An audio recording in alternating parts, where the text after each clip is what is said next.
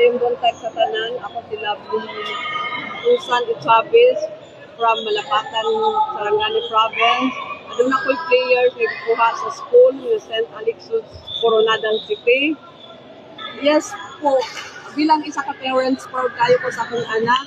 Kung ako siyang gisuportahan sa iyahang goal, kung sa iyahang mission, sa iyang kinabuhi, aron malampos o makabot ang iyahang gusto para sa usa ka atleta nga volleyball player. Sa sacrifice mo? Una-una, grabe akong support sa iya ha.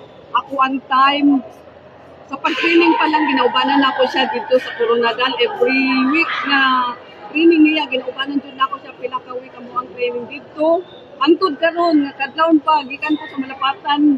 Muadto lang dire para mutanaw sa iyahang dula. Isip nga inahan aron ma-challenge ang iyahang pagdula karon. So repeat. Ang ako ang nakita sa ko ang anak, adunay pangandoy nga maparihan siya sa uban ang mga atleta nga PBL sa tuang nasod karon.